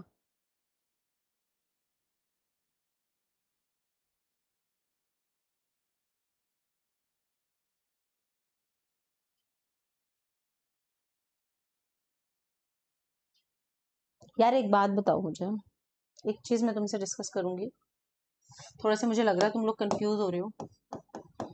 H2SO4 completely react with 2 moles of NaOH to form whatever। मेरे को बताओ इसके मोल्स कितने, रेशियो 1:2 है, मोल्स का रेशियो 1:2 है, इक्विवेलेंस कितने हैं, 2:2 है, इक्विवेलेंस कैसे आए, गिवन मास अपन इक्विवेलेंट मास करके, तो इसके दो इक्विवेलेंट्स हैं जबकि एक मोल है, तो अगर तुम्हें इक्विवेलेंट्स पता है तो मोल्स कैसे निकालोगे, इक्विवेलेंट्स पता है तो मोल्स कैसे निकालोगे, इक्विवेलेंट्स पता है 2, वैलेंसी फैक्टर 2, मोल्स 1, सो मोल्स कैसे निकालते हैं, इक्विवेलेंस अपॉन वैलेंसी फैक्टर, ठीक है, और समझ में आ रहा है ना। अब मसला ये है कि तुम्हारे पास में मिली इक्विवेलेंट्स थे, तो मैंने क्या किया, मिली इक्विवेलेंट्स जो हैं उसको इक्विवेलेंट्स में बदल दिया, 10⁻³ लगा दिया, ठीक है, ये मिली को कन्वर्ट किया अपन ने 10⁻³ से, अभी मेरे को इक्विवेलेंट्स मिल गए हैं, इक्विवेलेंट्स को मैंने वैलेंसी फैक्टर से डिवाइड किया, मेरे को मोल्स मिल गए, मोल्स को मैंने मल्टीप्लाई कर दिया किससे, number of moles is equals to given mass upon molar mass, मैंने मोलर मास से मल्टीप्लाई कर दिया, तो मेरे को क्या मिल गया, गिवन मास, यही तो किया मैंने, ये यूज किया बस, ठीक है ना। तो देखो जरा, अब देखो, for given mass find given mass of BH2 corresponding to 3 milliequivalence 2.2565, sample 25.65 था, जिसमें बेरियम हाइड्रोक्साइड 0.2565 था, 1% प्योरिटी है, परसेंटेज प्योरिटी कितनी हो जाएगी, 1%, percentage purity is equal to 1%, है ना। चलो अगला करेंगे, अब है डबल टाइट्रेशन। बेटा ना what is double titration, double titration का एक फिक्स्ड कंपोजिशन होता है, तो मैं तुम्हें समझाती हूँ कि क्या कंपोजिशन में लेते हैं। द मेथड इन्वॉल्व्स 2 इंडिकेटर्स, इसमें 2 इंडिकेटर्स लगते हैं, तो ये ध्यान रखना, फिनोल्फ्थालीन एंड मिथाइल ऑरेंज। बेसिकली जो डबल टाइट्रेशन है उसमें 2 इंडिकेटर्स का यूज होता है, और 99.99% you always have mixture of NaOH, Na2CO3 and NaHCO3। NaHCO3 कभी होता है कभी नहीं होता, तो मैंडेटरी ये दोनों होते हैं, और कभी कभी NaHCO3 भी आता है और कभी कभी नहीं भी आता है, दोनों बातें होती हैं। तो let us consider a solid mixture of NaOH, Na2CO3 may be some inert impurities, चलो ठीक है। You are asked to find out percentage composition, पूछी जाती है आपसे मिक्सचर की, किसमें, डबल टाइट्रेशन में। बताती हूँ इसको डबल क्यों कहते हैं, दो एक तो इंडिकेटर्स इसमें यूज होते हैं। Reagent that can react with the sample से HCl along with its concentration M1, ये पढ़ने से कोई फायदा नहीं होगा, मैं तुमको अपने तरीके से समझाती हूँ। बेटा ये जो तुम्हारी डबल टाइट्रेशन है, इसमें मैंने तुम्हें बताया कि एक तो स्ट्रॉन्ग बेस यूज होता है, कौन सा वाला, NaOH, फिर Na2CO3 और फिर NaHCO3, ये 3 चीजें ध्यान रखना, NaOH, Na2CO3, NaHCO3, NaOH plus Na2CO3 plus NaHCO3, ठीक है, ये 3 चीजें तुम यूज कर, ये कभी कभी यूज होता है कभी कभी नहीं होता, बट ये दोनों हमेशा होते हैं, ठीक है। अब तुमने एक मिक्सचर ले लिया, वो कंपोजिशन तुमने क्या कर ली, लेटस से तुमने इसके कितने मोल्स लिए, NaOH के लेटस से तुमने 2 मोल्स लिए, ठीक है, Na2CO3 के भी 2 मोल्स लिए हैं इनिशियली, और इसका कितना लिया, इसका 1 मोल लिया है लेटस से। अब तुम इसको टाइट्रेट किससे करा रहे हो, स्ट्रॉन्ग एसिड HCl से करा रहे हो, मतलब basically in a beaker you have पहला NaOH, दूसरा Na2CO3, तीसरा NaHCO3, may be you have may be you don't have. NaHCO3 के होने की कोई गारंटी नहीं होती, तो एक बारी मैं इसको क्या कर रही हूँ, मैं इसको हटा रही हूँ। अब तुम क्या करते हो, इसको टाइट्रेट किससे करते हो, तुम एक स्ट्रॉन्ग एसिड से टाइट्रेट करते हो, HCl क्या है, स्ट्रॉन्ग एसिड है, NaOH क्या है, स्ट्रॉन्ग बेस है, Na2CO3 क्या है, वीक बेस है, वीक हो जाएगा। अब मेरी बात सुनो, क्या तुम्हें लगता है, डू यू फील कि मैम जब हम स्ट्रॉन्ग एसिड डालेंगे तो सबसे पहले वो NaOH को सल्टाएगा? Being a strong acid it will completely consume NaOH। Do you feel that? Do you feel that कि हाँ मैम जब हम HCl ऐड करेंगे तो सबसे पहले NaOH को सल्टाया जाएगा, तो ये कितना हो जाएगा, जीरो। ये 2 मोल पूरा का पूरा NaH और HCl रिएक्ट करके क्या बनाएंगे, Na2CO3। तो 2 तो ऑलरेडी बड़े थे, 4 हो गए, ये अभी भी 1 है। अब जब ये पूरा सलट गया तो तुम्हारे मिक्सचर में क्या पड़ा है पता है, Na2CO3 और NaHCO3। ठीक है, अब तुमने और HCl डालना कंटिन्यू रखा, ठीक है, डबल टाइट्रेशन हो रही है, ये एक के बाद एक सलट रहे, तुमने टाइट्रेशन कंटिन्यू रखी। अब कौन सल्टेगा, अब NaOH इसको सल्टाएगा तो नेक्स्ट रीडिंग में ये 0 हो जाएगा और ये पूरा का पूरा इधर शिफ्ट होके क्या हो जाएगा, बताना जरा, फटाफट बताओ क्या हो जाएगा, कितना हो जाएगा,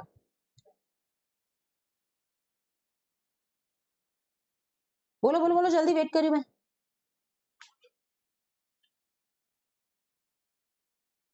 बिल्कुल सही, हाइट 1 5 हो जाएगा, बिल्कुल सही, ये हो जाएगा 5। ठीक है, तो ये तरीके से टास्क होगा। ठीक है, ये सारी चीजें हमारी किसके अंदर, डबल टाइट्रेशन के अंदर। अब मसला ये है, अब देखो डबल टाइट्रेशन को देखो कि HCl जो है वो पहले किसको सल्टा रहा था, NaOH को, और बाद में Na2CO3 को, और फिर लास्ट में इसको। अब यहाँ फिनोफ्थलीन क्या करेगा, एक्चुअली फिनोफ्थलीन जिसको हम HPH लिखते हैं, HPH ये फिनोफ्थलीन होता है। फर्स्ट इक्विवेलेंस पॉइंट तब आता है, देखो NaOH था जब मिक्सचर में तो उसका जो pH था वो काफी ज्यादा था क्योंकि मिक्सचर में सिर्फ बेस था। फिर जैसे ही NaOH पूरा सल्टा और कंप्लीटली किस में कन्वर्ट हो गया, Na2CO3 में, अभी भी कोई इंडिकेटर की जरूरत नहीं है। इंडिकेटर कलर चेंज करेगा इस पोजीशन पे जब सारा का सारा किस में बदल चुका है, NaHCO3 में बदल चुका है। यहाँ पे फिनोफ्थलीन इंडिकेटर जो है वो फर्स्ट इक्विवेलेंस पॉइंट देगा तुमको, पहला इक्विवेलेंस पॉइंट। यार एक और चीज होगी, अभी भी तुम HCl डालोगे तो वो NaHCO3 को भी सल्टाएगा लास्ट में, और जब NaHCO3 को भी वो पूरा निपटा देगा, टाइट्रेट हो जाएगा NaHCO3 के साथ में, तो माइनर HCl की बूंद भी जो pH है उसको 3 या 4 ला सकती है क्योंकि HCl is a strong acid, you know. तो उस केस में हमारा सेकंड इक्विवेलेंस पॉइंट आता है मिथाइल ऑरेंज पे। मिथाइल ऑरेंज जो कलर चेंज शो करता है वो बहुत लो pH पे करता है, 3-4 के आसपास करता है। फिनोफ्थलीन 8-9 के आसपास करता है। तो मिथाइल ऑरेंज इंडिकेट करेगा सेकंड इक्विवेलेंस पॉइंट। ये फर्स्ट इक्विवेलेंस पॉइंट, ये सेकंड इक्विवेलेंस पॉइंट। एक बार फिर से सुन लो अगर कोई भी कंफ्यूजन हो तो। हमने कहा कि हमारी ये वाली जो टाइट्रेशन है, कौन सी वाली titration, double titration. Double titration के अंदर हम इन मोस्ट जनरल केसेस जो हमारा सवाल बनता है वो NaOH, NO2CO3 और NaHCO3 के मिक्सचर पे बनता है।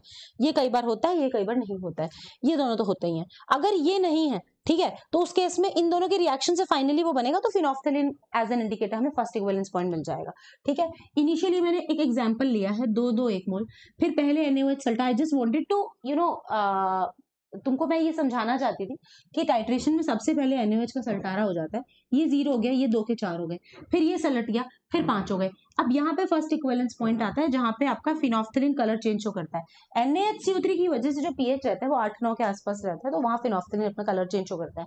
फिर उसके बाद जैसे अपन ने क्या किया, इसको भी पूरा सलटा दिया तो HCl की छोटी सी बूंद भी सोल्यूशन को एसिडिक बना देगी, pH काफी कम हो जाएगा और सेकंड इक्विवेलेंस पॉइंट आता है मिथाइल ऑरेंज, वहां कलर शो करता है। अब यही चीज यहाँ लिखी हुई देखो, pH लेवल 8.5, क्योंकि वीकली बेसिक सोल्यूशन है तो फिनोफ्थलीन यूज करो। और सेकंड इक्विवेलेंस पॉइंट जो है जहां पे NaHCO3 सलट रहा है, ये देखो NaHCO3 सेकंड इक्विवेलेंस पॉइंट पे क्या सलट रहा है, NaHCO3। तो जब NaHCO3 HCl से सलट रहा है तो उस केस में पूरा का पूरा सोल्यूशन में कार्बोनिक एसिड है और pH काफी वीक है, तो इसलिए मिथाइल ऑरेंज आपको यूज करना है। Phenolphthalein changes colour only when solution is NaHCO3 present है, देखो वीकली बेसिक, सिर्फ ये प्रेजेंट होगा तो फिनोफ्थलीन कलर चेंज शो करेगा, और HCl ऐड करने पे pH सडनली गिरेगा और उस केस में H2CO3 प्रेजेंट होगा और methyl orange will show the change in colour. Clear? ठीक है, अब ये इंडिकेटर्स देख लो। इंडिकेटर फिनोफ्थलीन है, pH रेंज 8 से 10 है, behaving as weak organic acid. Indicator methyl orange होता है, pH रेंज 3 to 4.4 होती है, वीक ऑर्गेनिक बेस। अब ये क्वेश्चन करके देखो क्या होता है तुमसे, ये वाला 0.1 gram of solution containing this and this. अब इसने अपन को पता क्या दिया है, requires 10 ml of 0.01 m HCl solution for the end point using phenolphthalein indicator percentage by weight। करो बेटा, अच्छा सवाल है, करो करो, it is a good question. मैं तुम्हें ये बता दूं यहाँ पे थोड़ा सा मैं चीज बोलूंगी कि जो फिनोफ्थलीन होता है ना, वो फर्स्ट इक्विवेलेंस पॉइंट शो करता है, फर्स्ट इक्विवेलेंस पॉइंट।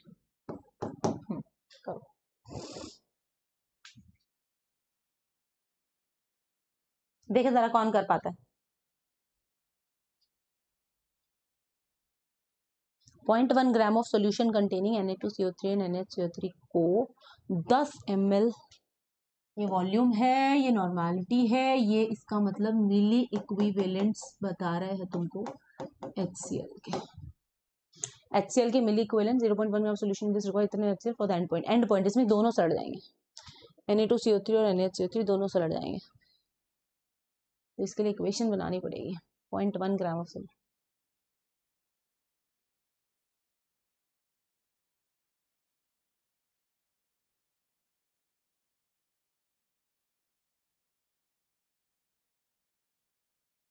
हाँ जी कितना आ रहा है? 5.3% आ रहा है। नहीं नहीं नहीं हाई बेटा, एक बारी और ध्यान लगाओ। HCl की इक्विवेलेंस Na2CO3 की इक्विवेलेंस के बराबर होंगे, क्योंकि फर्स्ट इक्विवेलेंस पॉइंट Na2CO3 के लिए आता है।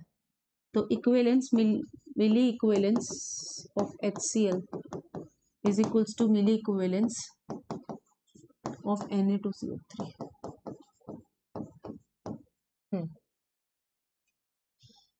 करो करो।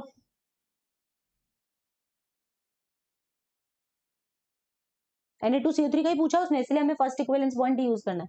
उसने Na2CO3 का पूछा, इसलिए first milli equivalence of HCl तो मैंने लिख दिया 10 ml into 0.01 n normality is equals to Na2CO3 का हमें पता ही नहीं है कितना लिया हुआ है, परसेंटेज वेट के लिए तो 0.1 ग्राम से डिवाइड करना पड़ेगा। करो कितना आ रहा है? तरंग बंसल का आंसर आ गया है। यस सही का भी आंसर आ चुका है, क्योंकि Na2CO3 का जो मोलर मास होता है वो 106 होता है और वैलेंसी फैक्टर 1 होता है, तो x बटा 106 इंटू वैलेंसी फैक्टर 1। ये मैंने क्या कर दिया?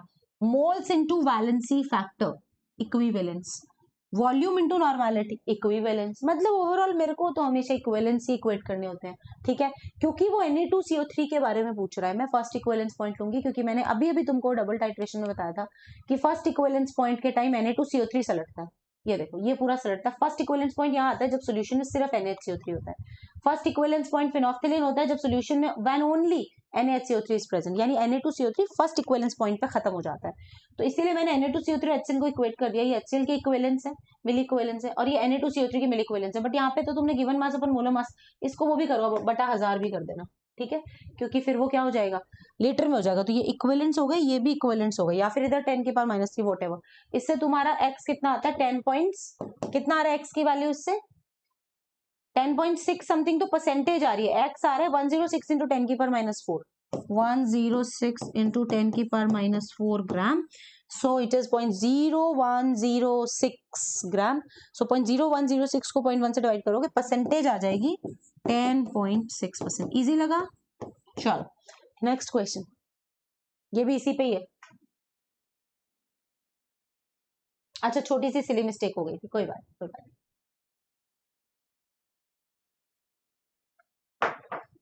अब mixture of NaOH and Na2CO3, अब इसने को NaHCO3 नहीं लिया, रिक्वायर्स 25 ml।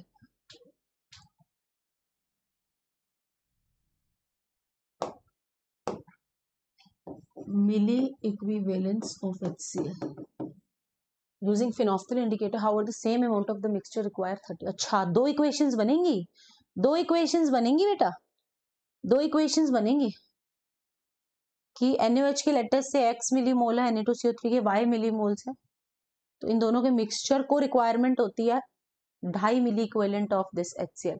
दो इक्वेशन बनेंगी बेटा। बेसिकली तुम क्या कर रहे हो, तुम एक बीकर ले रहे हो, बीकर के अंदर एक तो तुम्हारा NaOH पड़ा है,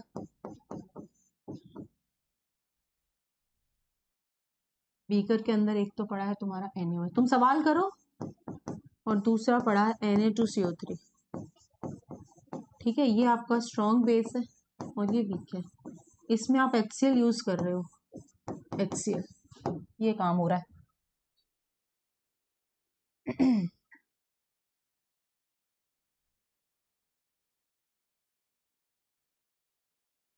मैम जीओसी वन शॉट बेटा, एक बारी मैं आ जाऊं फिर करवा दूं। मैं 17 to 20 सेकंड लीव पे हूँ प्रशांत बेटा, मैंने बिल्कुल तेरे डिमांड जो ध्यान में रखूंगी, मैं पक्का से करवा दूंगी, एक बारी आ जाऊं।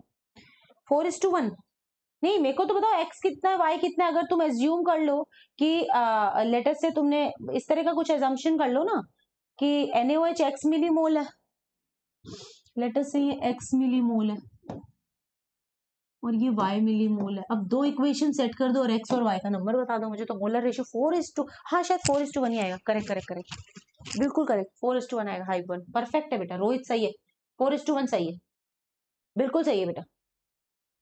पहले क्या होगा, जितना भी फर्स्टली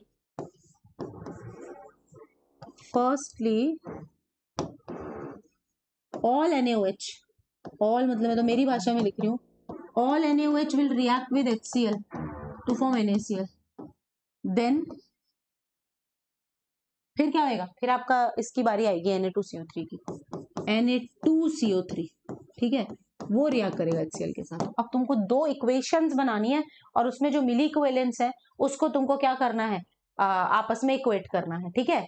तो आप बेसिकली अब आपने क्या करना है, ये NaOH इसकी इक्वेशन तुम बना दो कि इक्विवेलेंस ऑफ HCl जो रिक्वायर्ड है, इक्विवेलेंस ऑफ HCl जो रिक्वायर्ड है उसको इक्वेट करना है किससे, equivalence of NaOH plus equivalence of Na2CO3, equivalence of NaOH equivalence of NaOH plus equivalence of Na2CO3। पहली इक्वेशन बनेगी equivalence of HCl is equals to equivalence of NaOH plus equivalence of, मतलब ये तो अपनी basic equation है जिसके अंदर अपन values डालेंगे। इक्विवेलेंस ऑफ NaOH कितने हैं, ये है हमारे 25 ml इंटू 0.1 मोलारिटी और वैलेंसी फैक्टर्स का 1 हो जाता है। इक्विवेलेंस ऑफ NaOH कितने हैं, लेटर से ये x मिलीमोल्स है और NaOH का वैलेंसी फैक्टर जो होता है वो 1 होता है, प्लस Na2CO3 का वैलेंसी फैक्टर जो है वो पहली इक्वेशन के हिसाब से कितना रहेगा बेटा, वो 1 रहेगा पहली इक्वेशन के हिसाब से, तो y मिलीमोल्स इंटू 1, ये आपकी इक्वेशन नंबर हो जाएगी 1। दूसरी इक्वेशन क्या बनेगी, what will be the second equation, answer तो वैसे तुम्हारा आ ही गया है 2.5 नहीं 0, हाँ आंसर तो तुम्हारा आ ही गया है। दूसरी इक्वेशन वो बनेगी जिसमें, क्योंकि वो इससे कह रहा है however the same amount of mixture require 30 ml and 0. Methyl orange जब वो एज एन इंडिकेटर यूज करता है ना उस समय NaHCO3 भी पूरा सलट जाता है, तो यहाँ लिखेंगे 30 ml into 0.1 into 1 is equal to x, इसका तो बैलेंसी फैक्टर 1 होता है, लेकिन जब ये पूरा सलट जाता है Na2CO3 पूरा खत्म हो जाएगा उस समय ही हो जाएगा y into 2, so this will be equation number 2 है ना। तो इस समय ये दो इक्वेशंस को देख के पता लग रहा है यार, x plus y is equal to 2.5 और x plus 2y is equal to 3, देख के पता लग रहा है x plus y is equal to 2.5 तो x इज इक्वल टू 2 हो जाएगा और x plus 2y is equal to 3, y is equal to half, ratio आ जाएगा 4:1, ठीक है क्लियर। मुझे देखने से पता लग रहा है I am not going to solve it. अब ये तुम्हारा मसला क्या है, स्टैंडर्ड रिडॉक्स टाइट्रेशंस में, जस्ट फॉर योर नॉलेज की एस्टिमेशन ऑफ Fe2+ करते हैं बाय टाइट्रेटिंग विद MnO4-, तो क्या क्या वैलेंसी फैक्टर्स इनके लिए जाते हैं। This is an informative table जिसकी तुम्हें जरूरत पड़ सकती है while doing your own practice. Next आ रहा है बेटा आयोडोमेट्रिक एंड आयोडीमेट्रिक टाइट्रेशंस, ठीक है।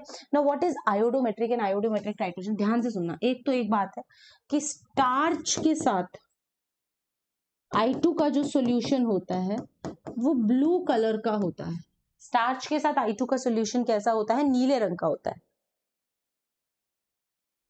स्टार्च के साथ I2 का सॉल्यूशन नीला होता है। अब क्या होता है, एक में आयोडीन रिलीज होता है और आप उसको टाइट्रेट करते हैं, तो आयोडीन कहता है कि भाई मेरे बारे में पता लगाओ कि मैं कितना हूं, ये कौन सी वाली टाइट्रेशन है, आयोडो, और एक में आयोडीन के द्वारा हम टाइट्रेट करते हैं, तो इन दोनों में फर्क है। तो अब मैं कैसे इसको लर्न किया हुआ वैसे मैं तुम्हें याद करवाऊंगी। आयोडो का O मीन्स नो, आयोडीन कह रहे हैं no, I am not standard, मैं स्टैंडर्ड नहीं हूं भाई साहब, मेरे बारे में तो पता लगाओ तुम कि मैं क्या हूं, मैं स्टैंडर्ड कहां से हूं, मेरा तो तुमको पता लगाना है, no I am not standard. और आयोडीमेट्रिक का I इंडिकेट करता है यस आई एम स्टैंडर्ड, इसमें क्या होता है आयोडीन खुद स्टैंडर्ड होता है और जो स्टैंडर्ड होता है वो ब्यूरेट में भरा जाता है। हाई स्टैंडर्ड से याद रख लेना, ब्यूरेट ऊंची लगती है ना, तो हाई स्टैंडर्ड से याद रख लेना कि स्टैंडर्ड सोल्यूशन को किस में भरा जाता है, ब्यूरेट में भरा जाता है। ये छोटी छोटी चीजें तुमको ध्यान रखनी है। हाई स्टैंडर्ड्स तो ब्यूरेट हाई होती है, नीचे फ्लास्क होता है, ऊपर ब्यूरेट होती है, ऊपर ब्यूरेट होती है हाई स्टैंडर्ड। तो स्टैंडर्ड सोल्यूशन को कहां भरेंगे अपन, ब्यूरेट में। तो आयोडोमेट्रिक में आयोडीन कह रहे नो, ओ मतलब नो, मैं स्टैंडर्ड नहीं हूं, मतलब इस बार आयोडीन ब्यूरेट में नहीं होगा, आयोडीन फ्लास्क में होगा।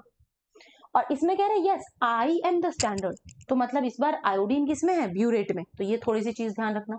अब होता ही है कि जैसे तुमने आयोडोमेट्रिक मतलब no I am not standard वाले में कि मतलब मैं तो बन रहा हूँ और मेरे को तो टाइट्रेट करके पता लगवाओ कि मैं कितना बन रहा हूँ।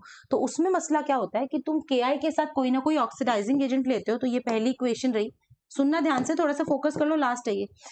KI के साथ तुमने कॉपर सल्फेट लिया, तो जो तुम्हारा KI है वो उसने आयोडीन लिबरेट की, लिबरेटेड आयोडीन को तुम सोडियम थायोसल्फेट ये तो Na2H2O3 उससे टाइट्रेट करवाते हो।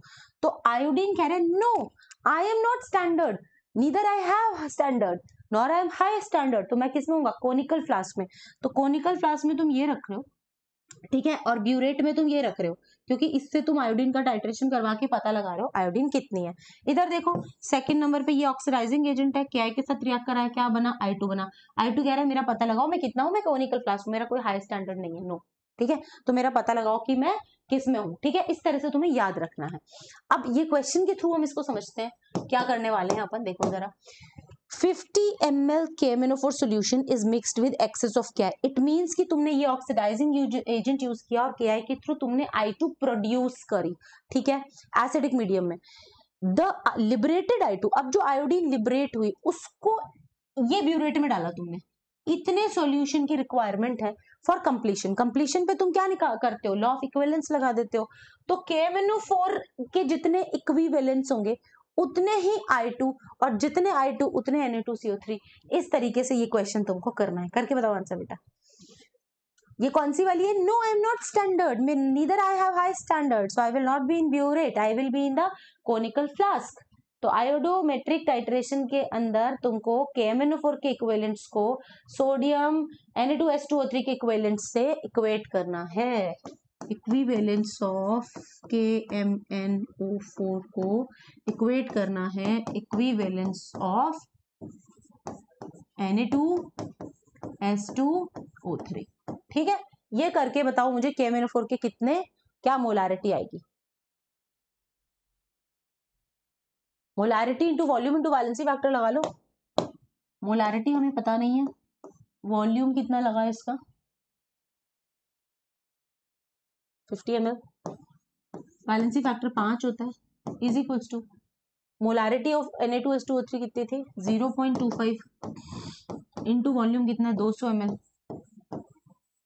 वैलेंसी फैक्टर Na2H2O3 का कितना हो जाएगा, आई थिंक 2 हो जाएगा ना, 2 + 2 माइनस, तो वैलेंसी फैक्टर का कितना हो जाएगा Na2H2O3 का, नहीं 2 नहीं होएगा। ये जो इक्वेशन है उसमें Na2H2O3 जो है वो Na2S4O6 में बदलती है। इसमें ऑक्सीडेशन स्टेट निकालना सल्फर की, what is the oxidation state of sulphur in this, 6 + 2, और इधर कितनी है 12, यानी कि 10, और 10 को 4 से 2.5, और पर मॉलिक्यूल 2.5 मतलब हाफ का एक्सचेंज आया। बैलेंसिंग फैक्टर इज 1 बेटा, 2 नहीं है, हमने यहाँ गलत लिखा ही नहीं, चलो अच्छा हुआ, इट इज 1। करो इक्वेट, निकालो मोलारिटी KMnO4 की, क्या आंसर आ रहा है,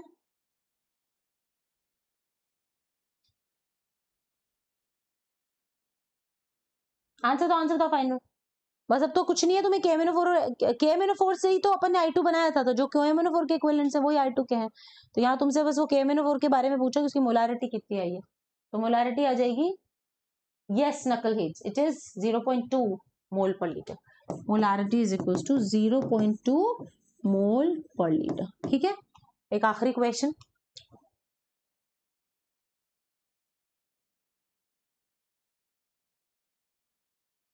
ये जो ब्लीच सोल्यूशन होता है, हाउस होल्ड ब्लीच सोल्यूशन, इसमें Cl2 होता है, Cl2, और ये किससे रिएक्ट कर रहा है, KI से, मतलब मैं इसको I- लिख देती हूँ, ये बनाएगा I2 प्लस Cl-। बैलेंसिंग नहीं लिखते हैं अपन टाइट्रेशंस के अंदर, बस हमें ये पता है कि यहाँ 0 है या -1 है, इसका मतलब बैलेंसिंग फैक्टर 2 हो जाएगा।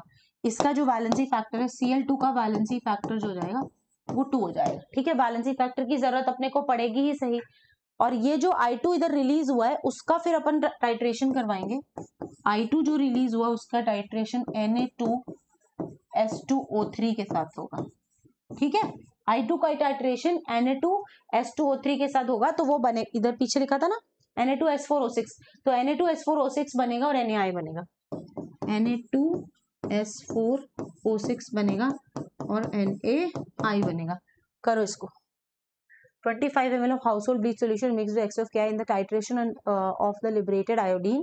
48 ml of 0.25 and Na2CO3 was used to reach the equivalence। लगा दो। हाउसहोल्ड ब्लीच सॉल्यूशन का मोलैरिटी निकालना है, तो applying the law of equivalence, valency factor 2 है और मोलैरिटी इनटू वॉल्यूम, तो molarity into volume into valency factor of what Cl2 is equals to equivalence of Na2S2O3। करो, क्या आंसर आ रहा है? हाँ परफेक्ट है बेटा। किस किस का आ रहा है? सी, हाइप्ड वन का सी आ रहा है, बिल्कुल सही बेटा। C is the correct answer, C is the correct answer. तुम्हें Na2S2O3 के इक्विवेलेंस इक्वेट करने हैं, तो Na2S2O3 के बारे में ये इक्विवेलेंस दे रखे थे भैया, तो ये हो जाएगा इज इक्वल्स टू 48 इंटू 2.5, नहीं 2.5 नहीं 0.25, 0.25 और इधर मोलैरिटी जो है आपको निकालनी है। वॉल्यूम कितना लगा है? 25 लगा है और वैलेंसी फैक्टर कितना है? 2 है। बस मोलैरिटी निकालनी है, कैलकुलेट करोगे तो 0.24 m आ जाएगी। बताओ कैसा लगा? इजी लगा? ये होमवर्क है, this is your homework, this is your homework, ठीक है। And this is iodimetry. Yes, I am standard. I have high standard. I will be in burette. ये कौन बोल रहा है? iodine बोल रहा है। तो these are the titration in which free iodine is used as it is difficult to prepare. तो solution को पहले standardize किया जाता है। अच्छा, एक important aspect बताना भूल गई यार, one thing which we have missed is कि indicator जो है यहाँ पे starch होता है, starch को तुम conical flask में, अच्छा ये इसको देखो, I am standard, I am standard, तो मैं किस में हूँ? मैं ब्यूरेट में हूँ। हाई स्टैंडर्ड से याद रखा हुआ है, मैं ब्यूरेट में हूँ। कौन बोल रहा है? आयोडीन। आयोडीन कह रहा है मैं ब्यूरेट में हूँ। अब तुमने कोनिकल फ्लास्क में स्टार्च तो डाला हुआ है, साथ में जिसके भी अगेंस्ट तुम टाइट्रेशन कर रहे हो वो डाला हुआ है, तो वो जो चीज है ना जिससे तुम आयोडीन को टाइट्रेट कर रहे हो वो आयोडीन का वेट कर रहा है, और स्टार्च कह रहा है कि आयोडीन जो है आते ही मैं सोल्यूशन को नीला कर दूंगा। मैंने पहले ही पेज पे लिखा था कि स्टार्च और आयोडीन से ब्लू कलर मिलता है, ठीक है। तो अगर मैं आयोडोमेट्रिक की बात कर रही हूँ, आयोडोमेट्रिक, अब तुम मुझे एक चीज बताना, आयोडोमेट्रिक में no I am not standard, मतलब मैं ब्यूरेट में नहीं हूं, मैं किस में हूं? मैं फ्लास्क में पड़ा हुआ हूं। फ्लास्क में कौन डाल रहा है? आयोडीन पड़ा हुआ हूं, और फ्लास्क में स्टार्च भी पड़ा हुआ है। इसका मतलब ये सॉल्यूशन क्या था? ब्लू था, यानी कि तुम्हारे जो कोनिकल फ्लास्क में सॉल्यूशन है वो कैसे? ब्लू है। फिर जैसे जैसे तुम क्या करोगे, ऊपर से ब्यूरेट से टपट टप टपट टप टपट टप कुछ टपकाओगे, Na2SO3 कुछ भी टपकाओगे, तो वो आयोडीन को कंज्यूम करने लग जाएगा। तो आयोडीन जैसे जैसे खत्म होएगी, एंड पॉइंट पे वो सोल्यूशन कलरलेस हो जाएगा, क्योंकि स्टार्च कहेगा मैं किसको नीला करूं? आयोडीन तो शहीद हो गया, क्योंकि आयोडीन था ना उसमें फ्लास्क में, तभी तो उसके अंदर ब्लू सोल्यूशन बना हुआ था। तो no I am not standard मतलब मैं कहूंगा फ्लास्क में हूँ। फ्लास्क मैंने स्टार्च के साथ कौन सा कलर दे रखा है? नीला कलर दे रखा है। अब क्या ऊपर से कुछ टपका रहे हैं, टपका के आयोडीन को खल्लास कर रहे, शहीद कर रहे। तो जिस टाइम शहीद हो गया पूरा कौन? आयोडीन, तो स्टार्च के साथ मैं किसको नीला करूं? तो वो सोल्यूशन कलरलेस हो जाएगा। दिस इज द इंडिकेटर, मतलब यहाँ पे हमें पता लगेगा कि यहाँ पे लॉ ऑफ इक्विवेलेंस लगाना है। फिर yes I am standard, iodine बोल रहा है आई एम स्टैंडर्ड, आयोडीमेट्रिक, तो मैं कहां से टपकूंगा? मैं ब्यूरेट से टपकूंगा। कोनिकल फ्लास्क में तुमने क्या भरा हुआ है? कोनिकल फ्लास्क में तुमने स्टार्च डाला हुआ है, ठीक है, और लेकिन आयोडीन तो है नहीं कोनिकल फ्लास्क में, इसका मतलब ये सॉल्यूशन इनिशियली कलरलेस होगा। एंड पॉइंट का कैसे पता लगेगा? एंड पॉइंट का कैसे पता लगेगा? इसके अंदर तुमने जो भी कुछ लाइक रिएजेंट डाला हुआ है जो कि आयोडीन के साथ रिएक्ट करेगा, स्टार्च वेट कर रहा है कि इस रिएजेंट का पेट भर जाए, ये पूरा खल्लास कर दे आयोडीन का, फिर आयोडीन की एक भी एक्स्ट्रा ड्रॉप को मैं फटाक से नीला कर दूंगा। तो जैसे ही कलरलेस टू ब्लू हुआ, तुम्हें पता लग जाएगा कि भैया यहाँ पे इक्विवेलेंस पॉइंट आ गया, अब आयोडीन एक्स्ट्रा गिर रहा है, क्योंकि स्टार जो से ब्लू कर देगा। तो आयोडी मेट्रिक में कलरलेस टू ब्लू होता है सोल्यूशन एट एंड पॉइंट, और आयोडो में ब्लू टू कलरलेस होता है। ठीक है, ठीक है, clear? Is it clear? Okay, चलो डन विद दिस। टाइट्रेशंस होगी पूरी, चैप्टर हो गया पूरा। ये होमवर्क निपटा देना, ये तुम्हारे रेफरेंस के लिए दिया हुआ है। आई होप सबको समझ में आया है। एंड नाउ कुछ चीजें जो आपको बतानी जरूरी है। 2799 रुपीज में आपको अंतिम युद्ध फिलहाल मिल रहा है, तो you can definitely be the part of this particular batch जिसमें मेंस और एडवांस दोनों का ध्यान रखा जा रहा है। बात करते हैं योद्धा की। योद्धा आपका जो बैच है वो 11 to 12 मूविंग स्टूडेंट्स के लिए है। इसमें काफी मतलब highest ever price slash down है। आज से ये स्टार्ट हो गया है, अभी इसकी पहली क्लास स्टार्ट हुई है जस्ट, तो आप इसका बैच का हिस्सा बने। ये पूरा ईयर लॉन्ग बैच है जो आपको स्लोली स्लोली ग्रूम करेगा टू बी एन एस्पिरेंट। आपकी जो जर्नी एस्पिरेंट टू आईआईटीएन उसको ये कन्वर्ट करेगा। ठीक है, इस लिंक के थ्रू आप इसका हिस्सा बन सकते हैं। These are are results for JEE mains first attempt. आप इसको और इम्प्रूव करने वाले हैं ऐसा मुझे लगता है।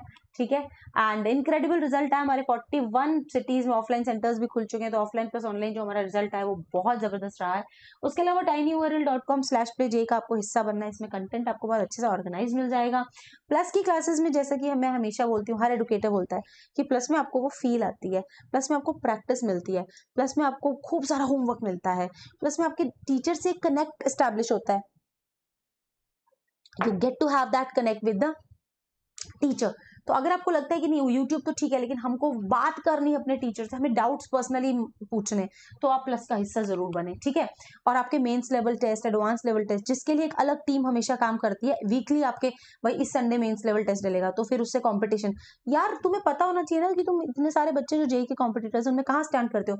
यूट्यूब पे अपने चैप्टर पढ़ा निपटा लिया ठीक है, but there should be a method जिसमें तुम अपना रियल जो एग्जिस्टेंस है, रियल जो अपना तुम्हारा अंडरस्टैंडिंग है, रियल जो एक तुम्हारा स्टैंडिंग है उसका पता लगे तुमको कि किस रैंक पे स्टैंड करे हो। अगर बहुत सारे बच्चे सेम एग्जाम को दे रहे हो तो जितनी बार ही होगा उतनी बार तुम और बढ़िया निखर के आओगे। सो this is what happens in plus, and this is how plus produce more efficient and effective results. तो ये अलगार, योद्धा, योग्य हमारे बैचेस हैं।